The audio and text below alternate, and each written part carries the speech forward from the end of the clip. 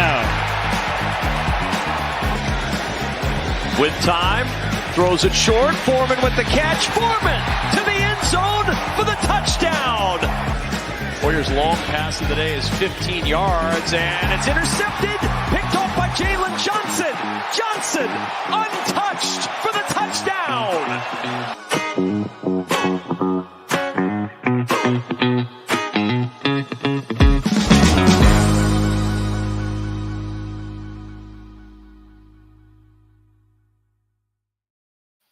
What's up, Bears fans? Welcome back. It's been 2 weeks since we've seen you guys.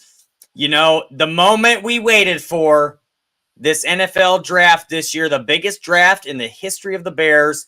And I tell you what, can we just crown Ryan Poles at this point as the best GM of our lifetime? I mean, you want to talk about a man that has taken where we were and is leading us into what is hopefully the promised land. As always, guys, we're your hosts here. I'm Tim Willis. My brother to the left of me here is Jeff Willis. And you know, guys, I can't begin to explain to you how excited I am right now. It's a really exciting time to be a Bears fan. You know, before I get into you here, Jeff, you guys all knew over past shows that I'm a big Odunze fan. And I'm just glad to see that Ryan Poles and company are also very big Odunze fans, because like I've been telling you guys for weeks now, it's not just the tape.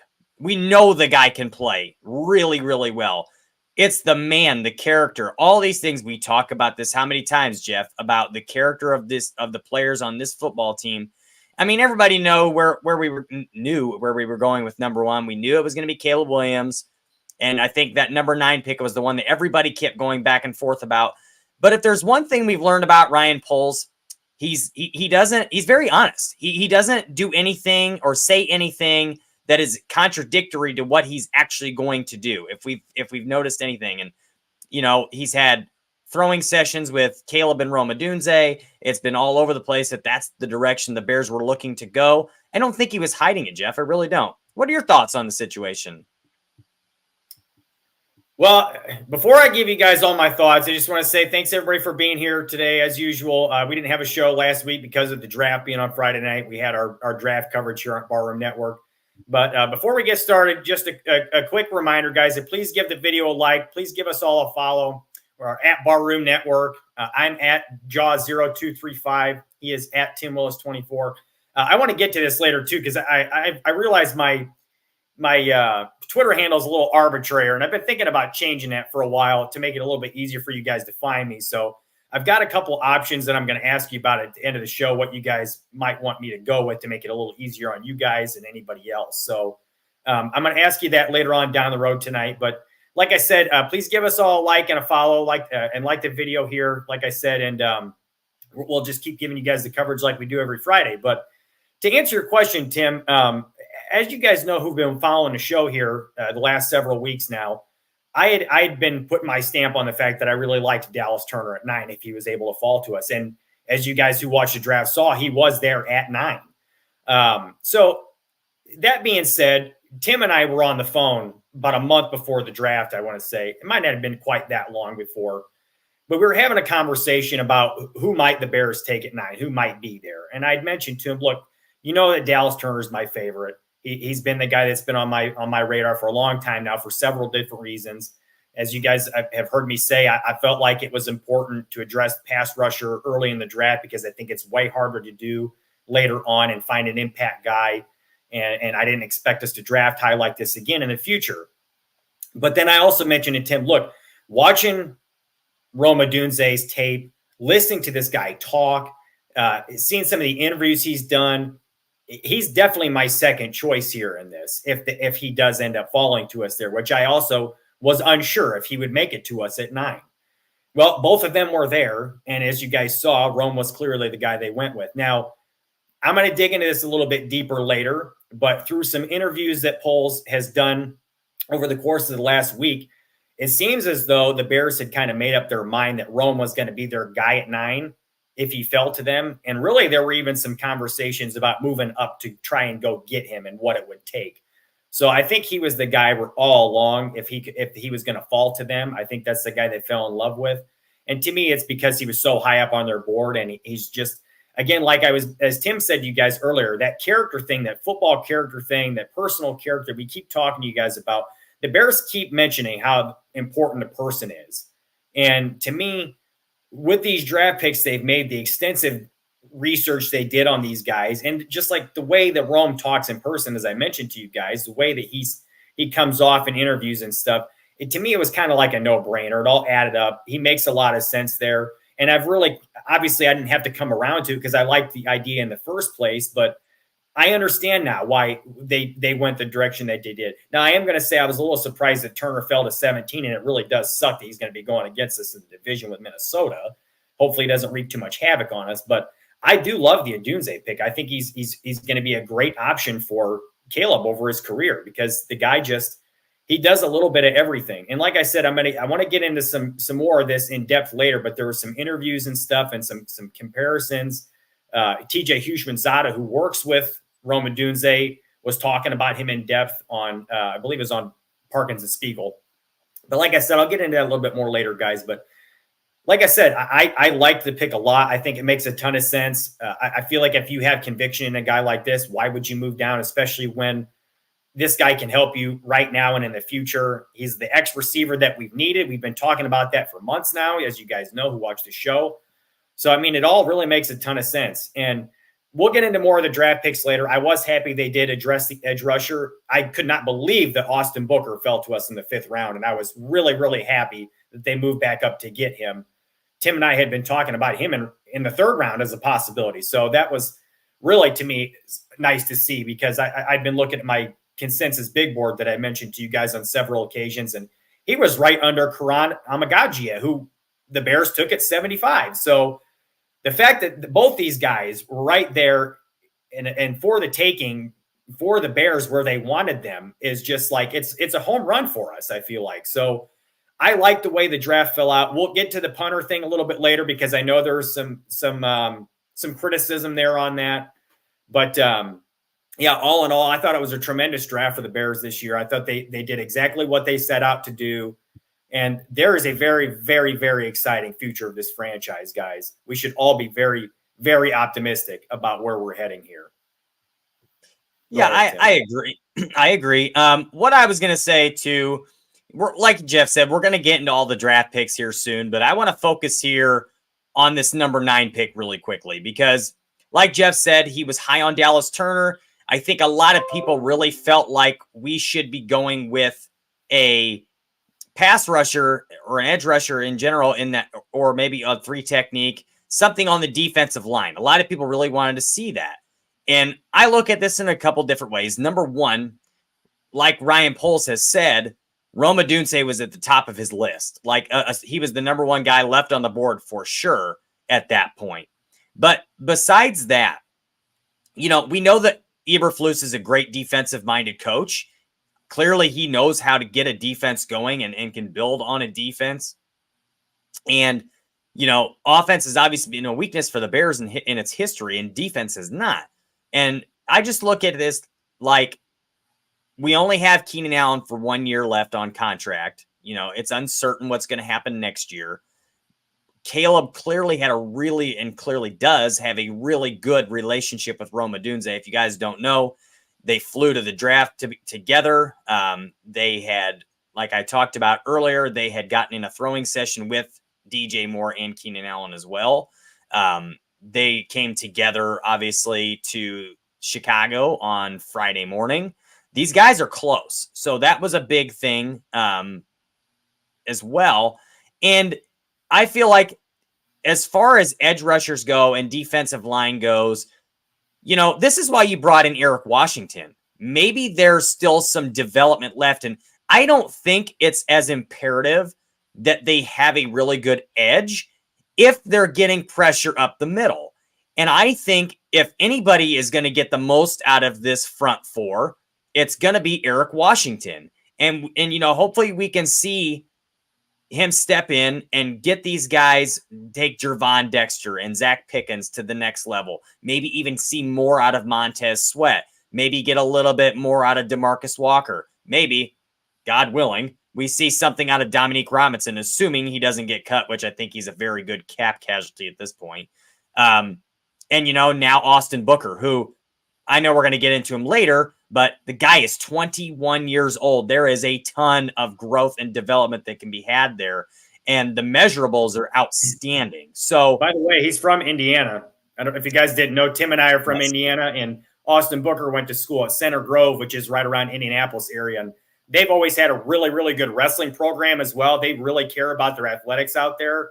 So the fact that this guy was a D1 football talent is not a huge surprise, but it's really nice to see, again, another guy who's relatively local to the Chicago area that the Bears are bringing in. Yeah. Go ahead. Yeah. Agreed. And that Center Grove, like Jeff said, they're several football state championships. They're in the running like every year. That whole Indianapolis, there's the conference is the MIC. There's state champions out of that conference every year. It seems like it's a very, very deep conference, that whole Indianapolis area. And Center Grove is definitely up there every year and has a lot of college recruits. You see a lot of Notre Dame players that come from Center Grove and that conference in general. So it's a great conference and one of the top in Indiana.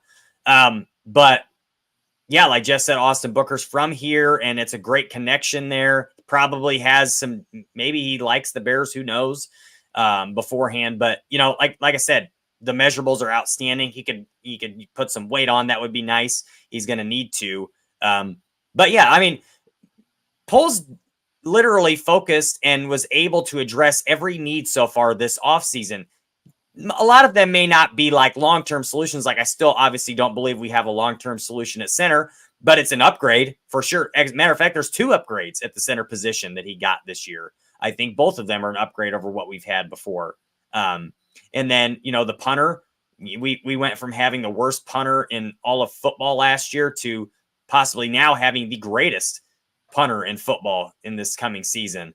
We'll get into him later, but there's a lot to like there. So, I feel like we're in a step in the right direction. And really quickly, Jeff, there's a question on here from Viso Joe. I'm going to ask it because it kind of ties into where we're at right now. I'll answer it and then I'll let you answer it. Viso is asking, do we feel like the rebuild is officially done? I will answer this by saying I believe the rebuilding part of it is done, but I don't believe the job is finished yet, if that makes sense. I still think we are a year away from actual Super Bowl contention. I think we are definitely a playoff team right now, but I don't think this is truly our Super Bowl window.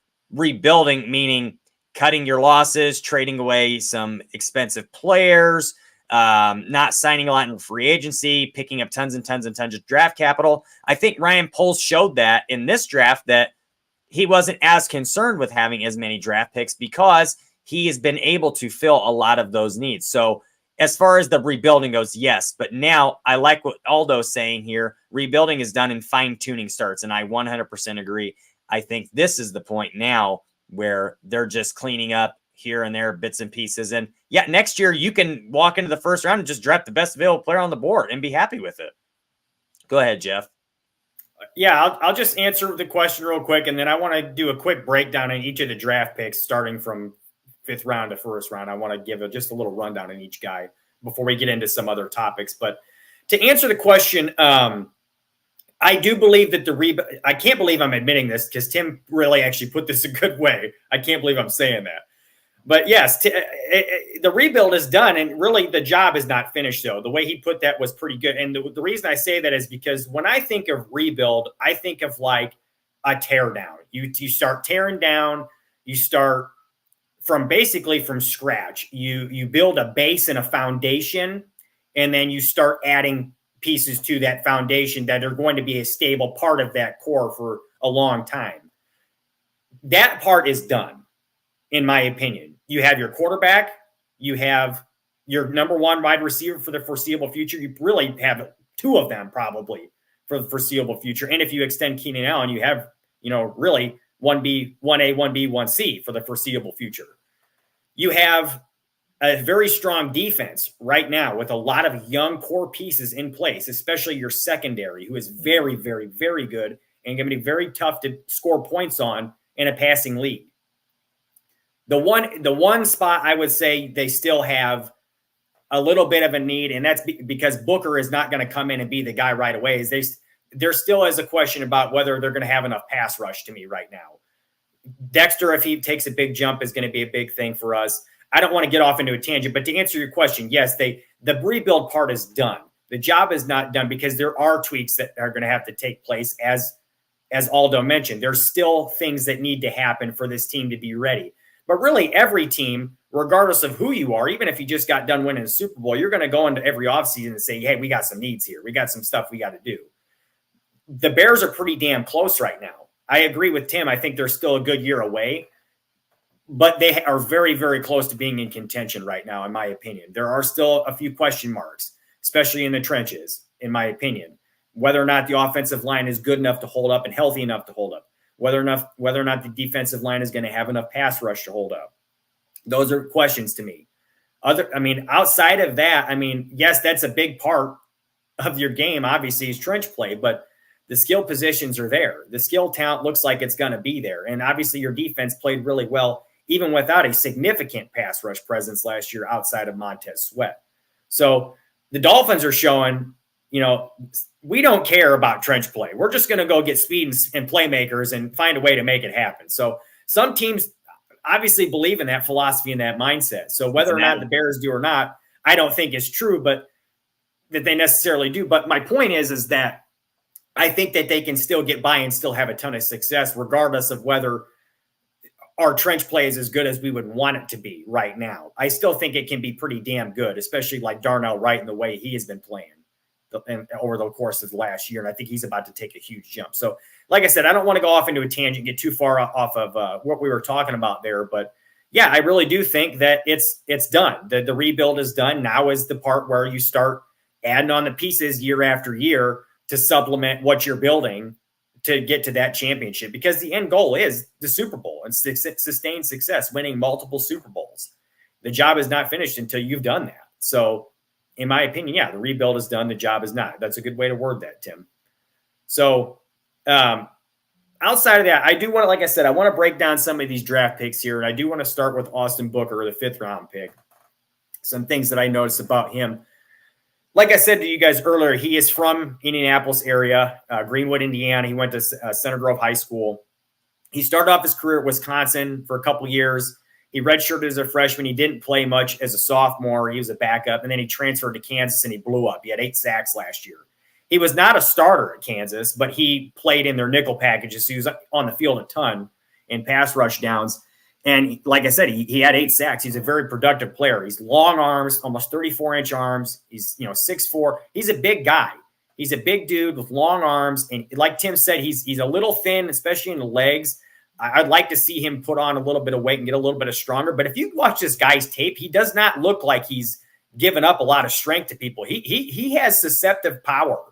The way he can push guys, his hand usage is actually pretty good for a guy who – it doesn't look like he's played a whole lot, but the first thing I notice about this guy is he's fast. He's fast and he's quick, and he gets off blocks pretty damn well for a little guy.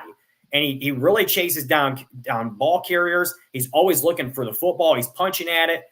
He's got a huge motor from what I was watching him on tape. So I really, really like the Austin Booker pick. I was honestly shocked he fell to the 5th round because, like I told you guys, I've got this consensus big board here, and I want to give you guys a little bit of a rundown on this. The website, I believe, is NFL Mock Draft Database, but they put out this consensus big board every single year. And what they do is they take all these mock drafts around the internet. They took all these big boards around the internet from everybody you can think of, Mel Kipers, the Dane Bruglers, the Matt Millers of the world, everybody who you can think of that's got a big board or a mock draft. And they take these, and it changes day after day as we get closer to the draft. And they update what they call their consensus big board to kind of go in line with what these guys are predicting will happen. Well, on this consensus big board that I was looking at, as I mentioned to you guys, number 78 was Kiran Amegadjie, who went in the 3rd round to us at 75. So the value there was good. And Austin Booker was literally right after him at 79 on this consensus big board. So that's a 3rd round value according to most prognosticators. And the Bears getting him in the 5th round, is great, even if they had to trade a 4th rounder next year to do it. Because I do expect comp picks, and the pick for Justin Fields could be a 4th rounder if he plays enough this year. So all these things kind of come into conversation here. I love that Booker pick. I think it was great. I think he's got huge upside. I think he does need to put on a little bit of weight. I don't expect him to come in and be a starting defensive end right away, but he is going to play on pass rush downs, guys. And I would not be surprised to see him have 4 or 5 sacks as a rookie, because I think they're going to use him in the right ways. And like I said, he's susceptible with the kind of power he has and the way he's able to shed blocks. I think he's going to be a productive player. I really do. And I would not be surprised to see him have an impact as a rookie. So what are your thoughts on him, Tim? I kind of went on my tangent about him, but I want to kind of hear what you think about him. So another reason that I was going to say that I think they did not go with an edge in the first round at number 9, because I don't think it's as important as having a receiver is, even if we've already got Keenan Allen and DJ Moore. My reasoning is because this defensive line is already really good at stopping the run. That is a massive strength of theirs. What we were lacking was a pass rusher. I wouldn't even say it was just an edge player, but a pass rusher, a pure pass rusher. You know, this is somewhere where Austin Booker can come in here. He does not have to start. He does not have to play on rush downs or run downs, excuse me. And what are his numbers? He had 8 or 9 sacks last year, I believe. I think it was 9. He had 9 sacks last year at 21 years old, first-year transfer at Kansas. And, you know, this is something the guy is going to be able to come into Chicago, come in on those rush downs, probably mostly third downs. He can come in there, he can rear back, and he can go after the quarterback. He doesn't have to worry about anything else. And guys, they're gonna give a lot of double teams to Montez Sweat, which is gonna give this guy one-on-ones. I think this kid could really surprise the NFL this year. You said 4 or 5 sacks. I could see him getting in the 7 to even maybe 10 range, just because he can rush the passer. Now I know that's a lot, and I'm not saying that that's my prediction, but I'm saying I would not be surprised to see numbers like that, just because he's going to be able to just go and go and go. And he's a young kid. He's going to develop well under Eric Washington. This is what you want, a guy like that. I think 4 to 5 sacks is very realistic. Here's the difference. Dom Rob, when he was brought in, was a project, wasn't the greatest pass rusher to begin with. That's what this kid does, and does really well. 9 sacks is a lot for a guy who was not a starter and only played on pass rushing downs in the Big 12, which does have some pretty good offensive line play. So to me, this is a really good scenario and a good situation to be in for the Bears and for Austin Booker, because he's able to come in here and just focus on what his strengths are and develop into those, maybe, you know, being a better run defender. And he is going to grow. They're going to give him some weight on him. I don't see it being a lot of weight, maybe 10, 15 pounds at the most this year, just because you don't want it to be fat weight. And, you know, we've heard Greg Gabriel mention this on GTF before about, you know, you want to make sure it's good weight. And that's true. You want it to be muscular and strong and not just fat weight. So, yeah, I really liked the pick. And like you said, Jeff, he had a third round grade from most people. And if you're able to get him in the 5th round, that's a pretty good steal. And, you know, someone, like we talked about earlier, someone had asked if the rebuild was over. Guys, Ryan Poles traded a 4th round pick next year to move into the 5th round this year. If that's kind of not, I would say that's pretty telling that the rebuild is over. He wouldn't have given up future capital, especially higher capital than the round that he was trading into, if he felt like we were far away still. And, you know, we'll get into that, you know, because I'm sure Jeff's going into the 4th round pick here next, talking about the punter. But I think that's another sign of, you know, that's how close they think they are. Now, granted, I think that, you know, Tory Taylor he was definitely the best punter in this draft. I think he's worthy of a 4th round pick because of what he's going to bring the team, you know, punter or not. At the same time, you know, this is where we're headed. I think that this is a great situation, and this is when you're able to just start drafting guys that, you know, are good football players. You don't have to necessarily worry about, well, we could trade down here or get him later or yada, yada, yada. You just take good football players. So I don't know if you want to add on to that, Jeff, or if you want to move on to Tory Taylor, but go ahead. You're muted.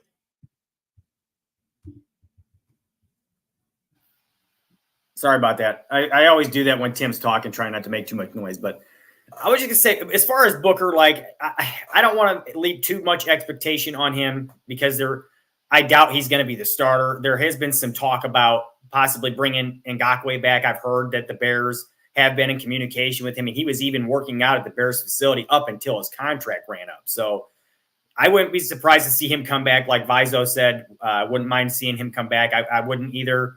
If his ankle's healthy and he came back, it makes sense. It's a good fit. He understands the defense. He knows his teammates around him. And like I said, Booker's not ready to be a starting defensive end right now, I don't think. But just a real quick thing about Booker. Like I said, if you guys haven't watched any tape on him, please go watch some because this kid is really exciting, in my opinion. He's got such a quick first step, and just the way he moves, he's very, very quick and very fast for a big guy like that with those long arms. The way he chases defenders down and stuff, he's always working. I like him a lot. I think he's going to be a good fit for this defense, and I think they're going to get something out of him.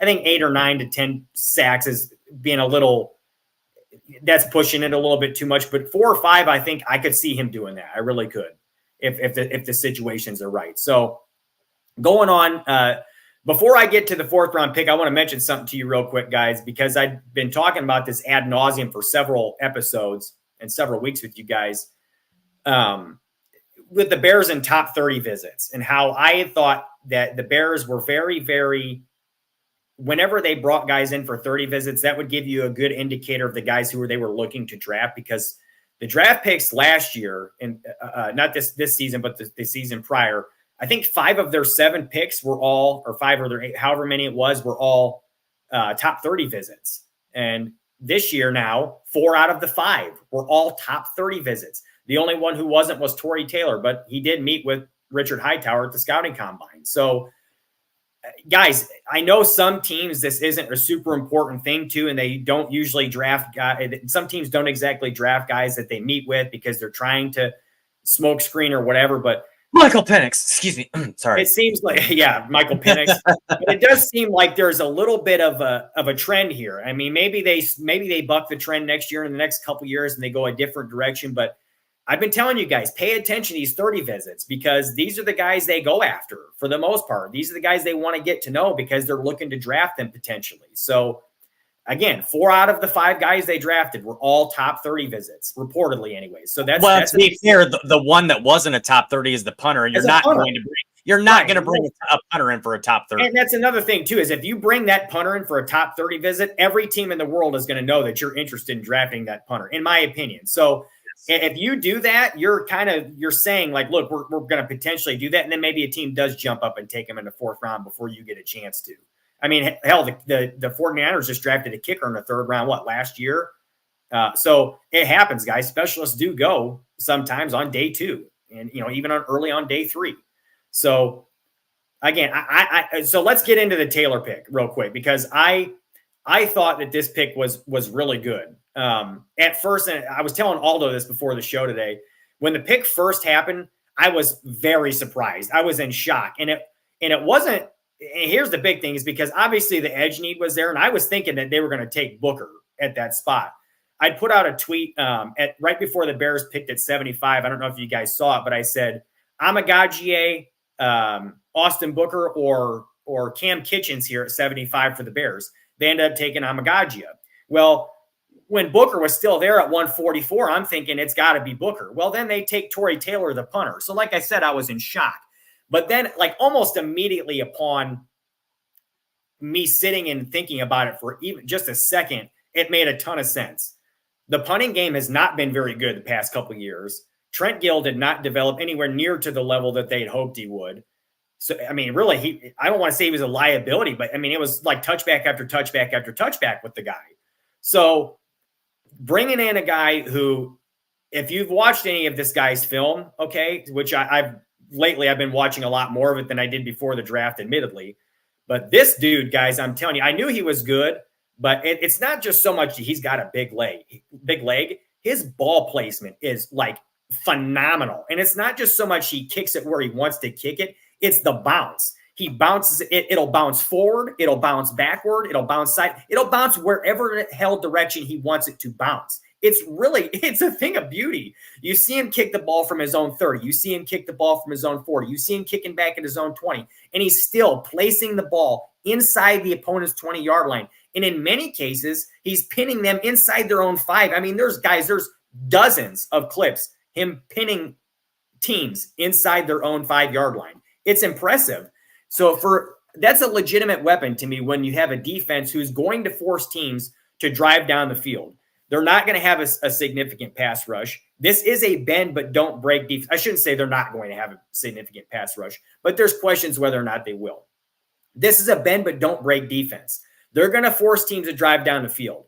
Now, whether or not they score or not is going to be more and more difficult the further they have to go. And if you have a punter who's not leaving, at the 25-yard line all the time, or the 20-yard line, whatever it is now, I forgot what they changed it to, but you got to be able to pin some teams sometimes. And they haven't been able to do that for 2 years now. This guy is going to be a legitimate weapon. I really believe that.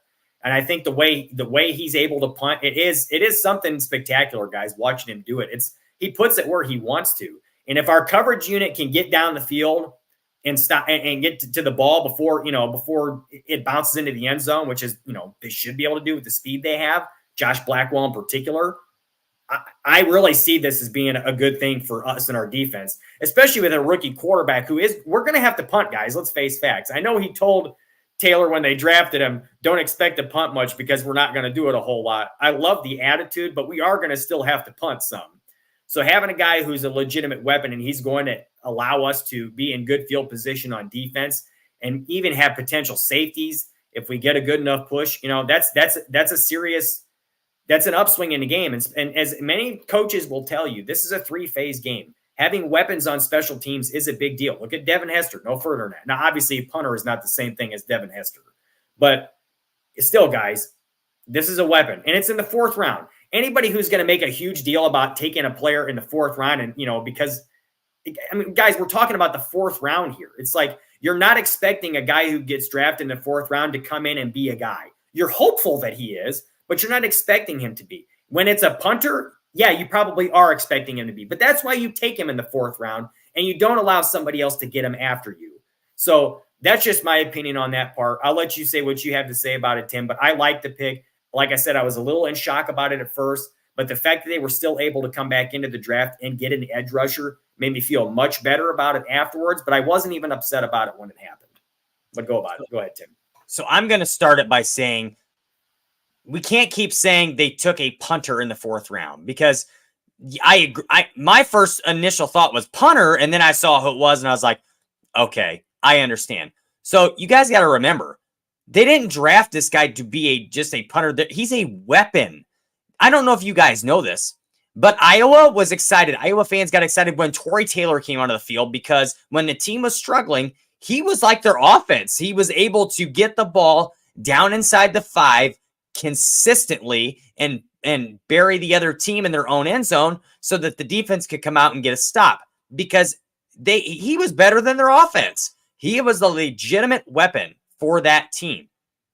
And when you have a guy who can come in and do what he's able to do, you want to talk about flipping the field. Guys, that is a massive advantage. With this defense in Chicago, if you can bury a team inside the 5-yard line consistently like he does, we're talking about a big-time deal here because this defense can now rear back and we can be looking for tackles for loss, safeties. We're going to get the ball back in good field position most likely. I mean, this is just what's going to happen. This defense is going to love having a guy like Tory Taylor. And here's the other thing. This guy kicks in such a different style. And, this Aussie style has gotten very popular, especially in college and going into the NFL with punters. And the difference, this guy, there is like a spin and like a backspin and a movement on this ball that it's different from anybody else you see. He can kick it from one side and it completely goes another direction. It's like guys like throwing curveballs with his foot. You want to talk about not just the fact that he's able to get inside the 5-yard line most of the time, but now you're talking it's also going to be difficult for a punt returner to see this ball coming in. It's an actual weapon, guys, and who knows, he could end up kicking off too. because of how powerful that leg is. You know, he's going to have a stronger leg than Cairo Santos. I don't think there's any question about that. And if he's able to, you know, kick off like he can punt and move the ball, this could be huge. So, you know, I understand the thought process of it being a punter, but Sebastian Janikowski was a first-round pick. And I'm sure everybody was like, you're taking a kicker with the first-round pick? But I would say, you know, he's going to be a Hall of Fame kicker. If, you know, I'd say that's worthy of a first-round pick. So, you know, you can make arguments for those kind of things, but it's a fourth-round pick. It's not that big of a deal. You know, it's not like they gave up a second or a third-round pick where you get most of your starters. And here's another thing. You got a starter in the fourth round, a guaranteed starter in the fourth round. I would say that's fine. That's a good thing. So I didn't hate the pick. Could they have gone another direction? Sure. But, you know, I'm sure they looked at like, well, somebody else could be taking him pretty soon. So if we want this guy, we got to take him now. And, you know, kudos to him for going out there and getting, you know, Austin Booker in the fifth round and trading back in and still getting that pass rusher after this. But I don't hate the pick at all. So, you know, let's go into Amegadjie. So if you guys don't know, our third round pick, number 75, Kiran Amegadjie, he went to Yale. He has been a wrecker in the Ivy League. Like he is just Chicago product. Chicago product. Hasn't given up a single sack in college. You know, huge Bears fan. And it's funny because everybody's digging up all of his old tweets. And I believe it was from like 2017. He said, fire the entire Bears offensive line. Like this guy he's a huge Bears fan. You want to talk about somebody who's probably more excited than anybody else to be a Bear. It's this guy. And you want to talk about measurables. You know, we all knew that Braxton Jones had great measurables before, you know, the freakish length. This guy has even better measurables. It's unreal. He's got 36-inch arms. That is outrageous. This guy could really, if he can develop, we are talking about, at the very least, the best swing tackle in football. And, you know, at best, he's replacing Braxton Jones and being one of the best starters in football. And then Braxton Jones automatically becomes one of the best swing tackles in football. You know, depth to me has been an issue. So maybe even one of those guys plays guard. I don't know. But I can tell you that we need depth on this O-line. And I loved that they went out there and they got this guy at that spot because to me, that's definitely worth a third-round pick. And you weren't going to find a better tackle past this pick. Wasn't going to happen. So I love it. I loved this pick. It was a big one. You know, Ryan Poles got that tackle. And kudos to Greg Gabriel. He's been talking about this guy for weeks, saying that this could be a possibility because of those measurables. And as we know, they love those traits. The Bears love to draft guys with traits. And this guy's definitely got them. But he's also a really good football player. Very good football player. He's had a ton of production at the college level. So, you know, this was something to me, and we were talking about this earlier about there aren't very many weaknesses. I do think our interior offensive line depth isn't very strong. I think it could definitely use some more pieces and more depth. You know, we are a Tevin Jenkins injury away or a Nate Davis another year like last year with him struggling on the field. Now, last year, I think, was just the guy was going through a lot, and I'm thinking that was a lot of it. And I hope he bounces back this year, but there's no certainty behind it. He could, you know, it could end up being another year like last year or worse. So, you know, we are just a couple of things away from, you know, the interior offensive line collapsing. So we do need some depth still, I think. I'm thinking and hoping that they're probably going to sign some more guys for depth. But that's something we really need. I feel like we are very deep in the secondary. We are deep. We're now deep at tackle. We're deep at wide receiver, at least at our first three. And, you know, Tyler Scott's a pretty good four. And if he can keep developing, a very good four. So we've got a lot. We're starting to really get a lot of depth. And now I'm hoping that we're going to start getting more depth in the interior line. But love the pick, Jeff. I'll let you go ahead and jump into it, but I was pretty pleased with this one as well. Yeah, I liked it a lot too. I've had my eyes on this guy for quite some time. He was one of the first guys the Bears brought in for a local private visit. I'm sorry, he wasn't local because he went to Yale, but one of the first private visits, I should say. He's been on the radar for a while now for the team. He met Flus actually. I don't remember what press conference they said in, but Flus was talking about when he met the kid about a year or two ago from golfing, I believe it was, and he was telling Flus that, hey, I'm gonna play for you guys if you guys are gonna draft me next year. I think it was last year this happened. Yes, you guys are gonna draft me next year. I'm gonna play for you, and he kind of brushed it off. Didn't really think much of it because he was saying that he didn't really watch a whole lot of tape on the kid yet because he was an underclassman, but. Coming into the draft now this year, like I said, you guys, the value is there on the consensus big board. When I watch the guy play, I feel like there's a lot to love. I mean, he dominated competition at the lower levels, which is a huge deal. So on top of that, especially when you're talking about guys who are lower level guys like at Yale, like Ivy League like that, you want guys who are going to dominate their competition. As Tim said, his measurables are off the charts. He's got great length. He's very, very athletic. He's strong. He's got a better anchor than Braxton Jones did coming out. So, I mean, really, in my opinion, this guy, there's a lot of reasons to like this pick. So, first of all, the depth is a big thing, as we talked about before. I mean, we had issues on the offensive line last year when there were injuries. They didn't hold up all that well. When Braxton Jones got hurt, the tackle depth was terrible. Larry Borum did not hold up well at all. When Jenkins got hurt, the interior struggled. So having guys, that's why they brought Bates in. That's why they brought in Shelton. That's why they've now drafted Amegadjie. Because I feel like in a case of if there's injuries, I feel like he's the kind of guy who you can probably plug him in the interior as well, because I believe he did play some guard at Yale. He's the kind of guy who, if you need him to play guard, he can. If Jones gets hurt or Wright gets hurt, I think he can play tackle for you. The depth is a big deal here because this guy is going to be much better than what they had before as far as depth.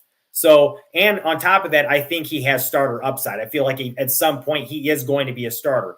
Now, my question is that going to be on the exterior at tackle, or is he going to be on the interior there at guard somewhere? That I'm not sure. It kind of depends on what happens with Jenkins. Depends on how Jones plays this year, how Braxton Jones plays this season. But I think I think he is going to take over as a starter somewhere along the offensive line in time. So I do think it was a good move. I liked the pick a lot. I think he's got a ton of upside. And Aldo actually has a clip for you guys of Poles talking about Amegadjie if you'd like to see it. So if you've got that ready, go ahead and play that now, Aldo. You love the tools that he has. His pass pro is really good. Love his length, hand usage, and a big man that we believe is going to continue to get bigger and more explosive. So it should really increase the competition on our offensive line and make everyone better. Ryan, it's a significant asset to use on the offensive line for you. I think that Darnell is the only one that you've drafted higher than this. Yeah. What are you envisioning as far as a role here?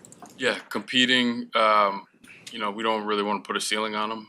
I see the progression is potentially getting himself into swing tackle setup. He can play guard. He played guard early in his career too. So swing tackle inside outside, which is always helpful. We've struggled with flexibility in the past. So he has that ability. And then we'll see where he ascends to. If that means competing to start this year, next year, that's great. But if he ends up, being just another really good offensive lineman, you can't have enough. You said in January that you thought Braxton was a starting caliber left tackle, but you weren't opposed to opening up competition there. Is this a move you think that'll or do you envision that him pushing him for a starter's role?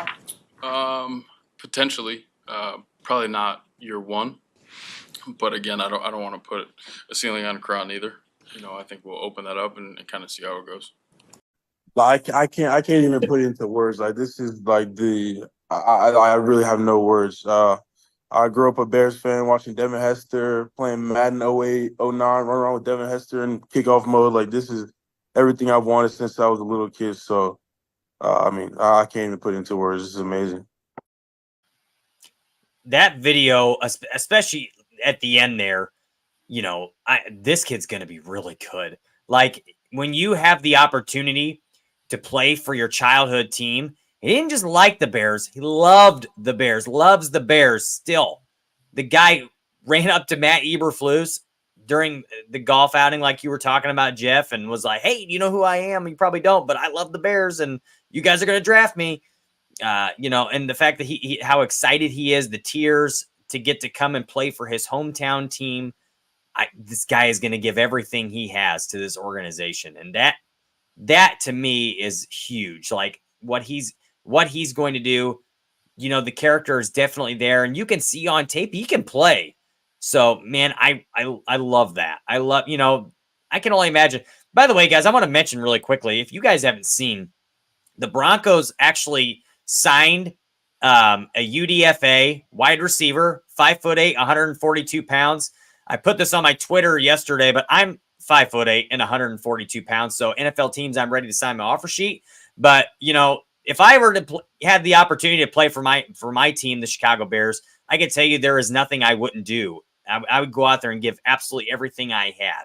So to me, like hearing that from him, I'm happy. I'm really happy for the kid, for one, because, there's not, so for somebody to have their dream come true, I love seeing stories like this. It's great. I love it. Similar to Cole Kmet getting to come play for the Bears. There's a lot of guys the last couple of years who they've brought that were local to the Chicagoland area. I love that part of it. And one more thing before I pass on to you, Jeff, Courtney Cronin's question about does Ryan Poles envision him playing for a starting spot this year? And, he made the comment, probably not this year with Braxton there. So I don't think that it's really going to, they obviously don't expect him to do that. But again, like we hear from them every year, they don't put ceiling on players. So, they're going to let him compete for it. And I don't think anybody expected Braxton Jones to start his rookie year, but he blew everybody away at training camp. And from that point on, it was his job to lose. So, who knows? But we'll see what happens. But I think this kid's really going to push for playing time over the next few years. So, and probably work his way into a starting job somewhere on the line. So what do you think, Jeff? What's your analysis of that? Just the last comment I'll make on Kiran before we move on. He's obviously a smart kid, went to Yale, he's like Tim said, he's a fan of the team. This is going to be a big for him. The kid plays tough as nails on film. He's a bully, as somebody else said on the comments here. The guy, you just love watching his tape. So, and just the person, the character, what you're seeing, he just seems like such a Bear kind of guy. And I don't expect him to come in and be a week one starter. I don't expect at week one for him to be named a starter. But what I do see, though, is I see a guy who, when an injury does inevitably happen, he probably will be one of the first linemen to come in and start, depending on who goes down and depending on what kind of, how he comes in and how ready he is right away. And I do expect him to take over, as I said earlier, a starting job at some point, whether it be at tackle or somewhere on the interior. So that's just my opinion. I really like the pick. I think he is a long-term starter at some point, maybe not right away, but I do see him at some point coming in and starting a game or two if he has to, for barring an injury, which inevitably happens on the offensive line. It happens every year to somebody. So that's my take on that. Let's move on to Odunze. We talked a lot about Odunze already earlier, so I don't want to get too far into detail on him, but just let's look at the on-field ramifications of this real quick and what this means on the field. Like I said before, he's the ex-receiver we've been wanting and needing. We've been talking about now here on this show for months. He's going to provide that for us. He's got great size, 6'3", runs a 4.45. He's plenty fast. He's got like a 39-inch vertical. It's like I think it's like a 10, almost 11-foot broad jump. The guy's plenty explosive. The one thing that I love about Rome Odunze, being a big receiver like he is the metrics show that he can win on any route. He wins on any route. He creates separation. And that, to me, is the biggest indicator of success in the NFL as a receiver is, can you create separation? If you can create separation, you can get open, especially if you're going to have good hands and you catch a football, you're going to have success in the league if you can get open. So guys like this, with this kind of size, this kind of route running ability, this kind of demeanor, intangible, it's kind of rare. You don't see people like this too often. So the more you dig into this guy and the more you learn about this guy, the more you love him and the more you understand why the Bears went this direction as opposed to a different direction. He could have had his choice to go to any school he wanted to, really, coming out of high school. He was recruited by Alabama and everybody else. He chose to go to Washington. And I was watching he had an interview on the Pivot podcast, which if you guys haven't seen this podcast, it's with Ryan Clark and Channing Crowder and Fred Taylor, who are all former NFL players. And the interview was very, very good. They were talking about, how he had grown up worked on his grandpa's farm and stuff. And also that, how he'd watch his grandpa come home and still respect his grandmother after all that hard work. And he was just talking about different things that, like, you just kind of get a picture into the person and how he is as an individual. And you can see, like, it makes so much sense here. And he was talking about when he chose schools, how he could have gone to Alabama. And when he went to Washington, it was like they had the 4-8 season, but it's like he wanted the chance to go somewhere where he could, like, leave a mark, in essence. Those weren't the words he used, but he wanted to go somewhere and build something and make something. He knew he could go to Alabama and they'd win 10, 11 games every year. He knew that was going to happen. But he wanted to go somewhere where he could make an impact and they'd win partially because of him. I don't think he used those words, but that's kind of the vibe that I got from it. Mm-hmm. So I think it's going to be really interesting to see what he does right away.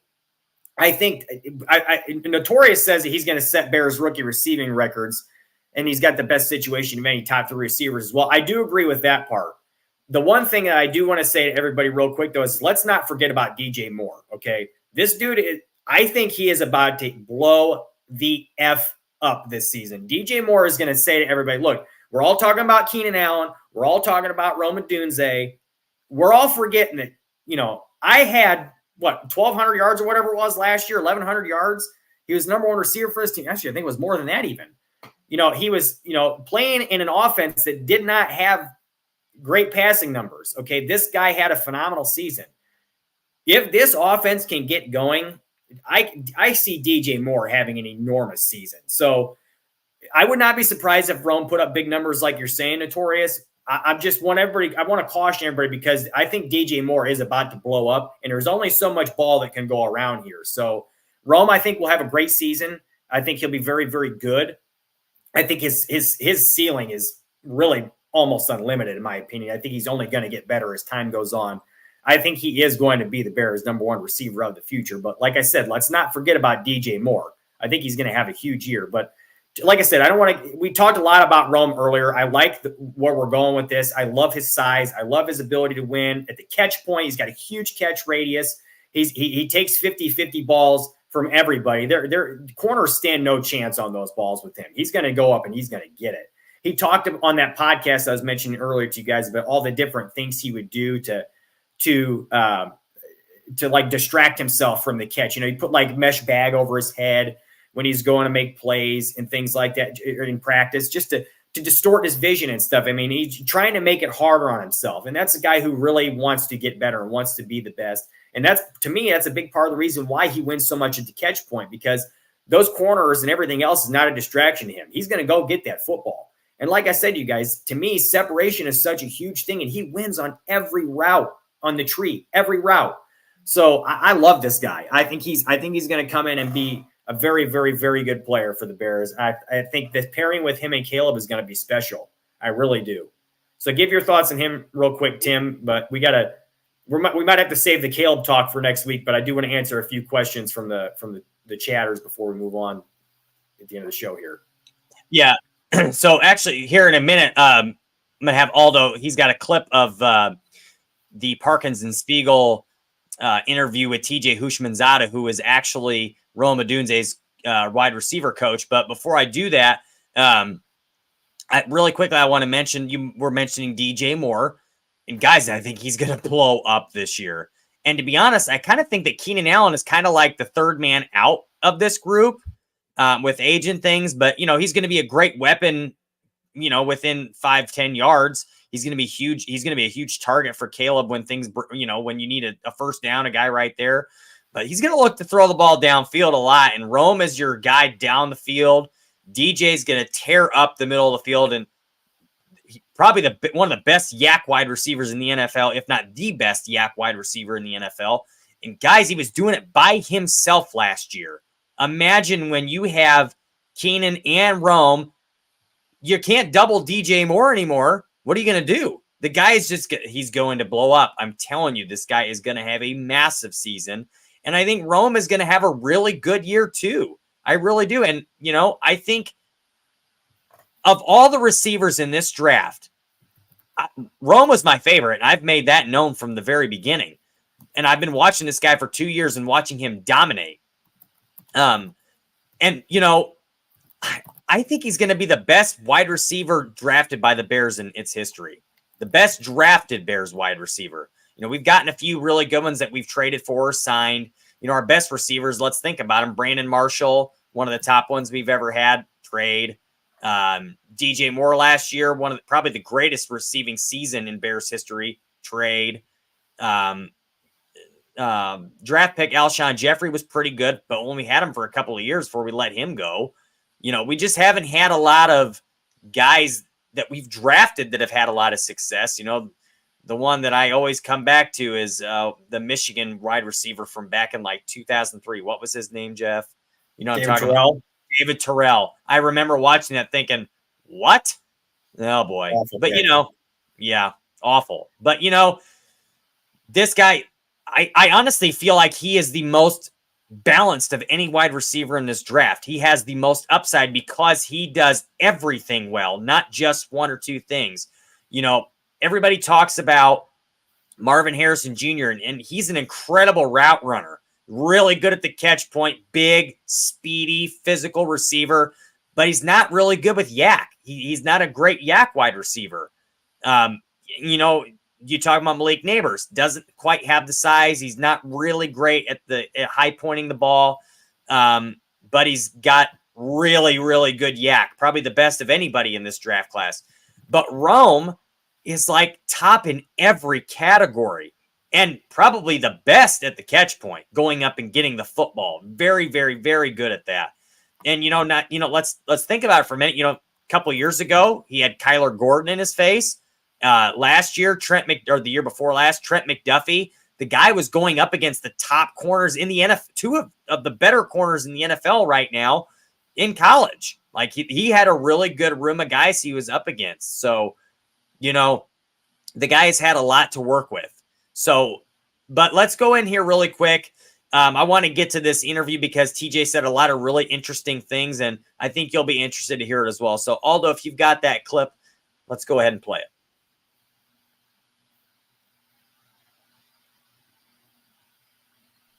We're talking to TJ Houshmandzadeh. You're working with Rome Odunze. Tell us about his game. Scout him for us. Big, fast, ball skills are really crazy. That's the thing that stood out to me was make a hard catch look really easy, and that right there is difficult to do. And he makes that look easy, but he's a big dude, man, and he can run 500 meters in high school. Anybody that know anything about track, when you can run that in high school, you can roll. Can really drop his weight to be 6'3", and so there's really nothing he can't do. He can a comp. I know people have asked me about that. I don't have a comp because it's very rarely that you see a guy with his size that can run like that can drop their weight and run routes, ball skills. The ball skills, Chris Henry had ball skills, crazy ball skills. Rome is very similar to that. But Rome, the way he can drop his weight, the way he can run routes, he has good quickness at the line of scrimmage. Can I throw two at you? Stuff. Yeah. Devontae Adams? He's bigger. Bigger. So Garrett Wilson? He's bigger.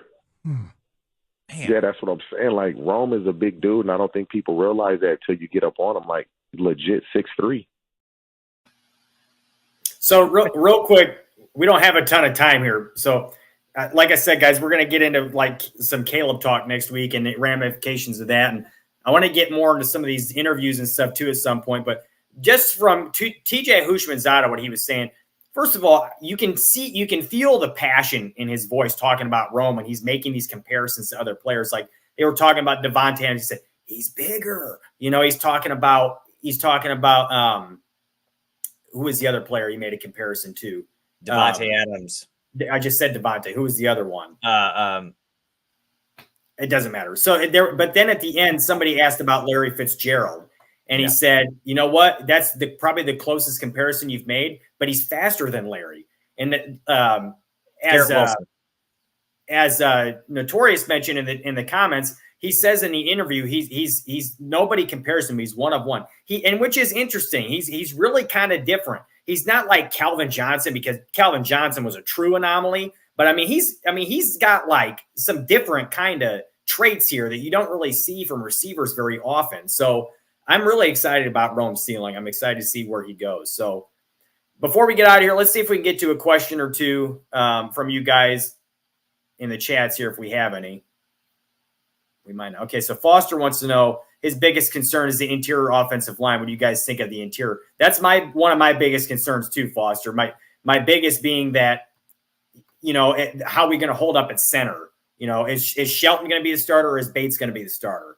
And depending on which guy does start, is he going to be good enough to protect Caleb in the middle there? Because as we know, defensive tackles are starting to make big bucks because interior pressure is starting to become a big deal in the NFL these days. So if we can't hold up inside, that's going to be a big deal for our rookie quarterback. I feel like at tackle, especially at right tackle, Darnell will be fine. I think Braxton will hold up okay too, honestly. My biggest question marks are like, how healthy can Tevin stay? Is he going to be able to stay healthy enough to play every game? How good are we going to be at center? And is Nate Davis going to get back to his usual form? Or is he going to have another down year like he had last year? Because if he does, he's going to be gone. So I think they will be better than they were last year on the offensive line, but they're going to have to be better, in my opinion. Go ahead. If you have anything. I'm sorry. I'm laughing at some of these comments in here. But yeah, I think I answered that question earlier, more or less. I'm not real confident in the depth of the interior O-line, but I think it's a strong, Tevin Jenkins, when he's healthy, is one of the best guards in football. So especially in run blocking. So, hopefully if we keep him healthy, hopefully Nate Davis has a bounce back year. I think we're definitely going to have better center play. I mean, not that there's, doesn't take much to be improved from what we've been dealing with the last couple of years. But yeah, I do think it's going to be better. So let's get to this last comment before we get out of here. Nano CBD mentions there's a report out there that Fields is going to be returning kickoffs in Pittsburgh. Not that he is going to be returning, but I think their special teams coordinator had been talking about the possibility that they'd mentioned it within their organization, thought about him possibly doing that. And Nano mentions that he won't start in Pittsburgh because everyone in the NFL knows he's trashed and we fleeced the Steelers. Well, I don't know that I agree with that second part, Nano. I do think at some point he's going to take over as the starter at quarterback for Russell Wilson. I really think, Russell, as great as he was at one time, he's just not the same guy anymore. And Fields, I feel like the Steelers have enough around him there where the Bears really didn't have in the past. And really now, as I mentioned to you guys before last year, not before last year, but several weeks ago, that I felt like he'd improved a lot at the end of the season last year. And I think at some point he is going to take over and be their starter. And I do hope that he, takes over and becomes their starter because number one, I like the guy and I hope he has success. And number two, we get a 4th round pick if he plays a lot for them. So that's the hope for me and for him, because he's, like I said, he's a good guy. We want to see him have success. We don't want to hate on the guy for no reason. He was, a great guy here in Chicago. It's kind of unfortunate what happened with him here, but again, we're turning the page now, guys. It's unfortunate what happened with him here. We're obviously in a better situation now than we have been in a long time. Caleb is the quarterback now. I do expect, like I said, Fields to take over in Pittsburgh and be the starter. I think the kick returner thing is a little bit of nonsense. I don't see that being the case. And if it is, it's a little stupid in my opinion because you're talking about a guy taking more hits than he probably needs to, especially if you do plan on him taking over quarterback at some point, which I would anticipate them doing. So that's just my thought on that. You have any last-minute thoughts, Tim? Yeah, I just want to comment on that really quickly. For one, I don't think it's fair to call Justin Fields trash. Who knows what he would have been had he had what Caleb Williams is walking into. I think we would have been a playoff team this year with Justin Fields or Caleb Williams. I think he could very well have been a playoff quarterback. To be honest, for the near future, I think Justin would have been the better option for this coming season because he has NFL experience and he's not going to have to walk in and learn the offense completely and be a rookie in the NFL. Longevity wise, I don't think it's going to be a question. I think Caleb Williams is going to be the better quarterback in the future. But, you know, let's face reality. Justin never really had good opportunity here. He had one receiver and one tight end that were really any good in his time here. Darnell Mooney was okay, especially for 1 year. But after that, I don't think that's fair to say that Justin was trash. But, you know, honestly, with the whole kick returner thing, he's the best athlete on the field. Why wouldn't you talk about at least, you know, the possibility of doing that? Do I think it's realistic? No. Do I think they would even consider that? No. But I'm sure it was a conversation because, as we know, Justin Fields was the best athlete on the football field in every game he stepped on last year and the year before and the year before that. He's one of the best athletes in football. So why wouldn't you consider doing that or at least talk about it? But I don't know if we've got – go ahead. Well, I was just going to say, you know, that's, you know, it doesn't really matter at this point. I don't, like I said, I don't agree that he was trash, but we're turning the page now. It is what it is. I'm going to root for the guy where he's at in Pittsburgh, but we have our guy now, and, you know, we're going to talk about him more at length. I'm sad we didn't have time today to do it, but we will next week. So before we get out of here, just one thing real quick, guys, I wanted to mention to you. I'm going to be changing my Twitter handle. So I'm going to give you guys, if you follow me on Twitter already, I'm going to be talking about what I want to change it to. If not, I'm going to get on here again next week and mention what my options are to make it a little easier for you guys. But thanks again for being here, guys. Appreciate your time as always. Next week, like I said, we'll dig more into Caleb himself, actually, and some of these other interviews that we wanted to get into today. So give us all a follow and a like on the video, at Barroom Network, at Jaws0235, at Tim Willis 24. Thanks as always, guys, and bear down. We'll do the Caleb Claw.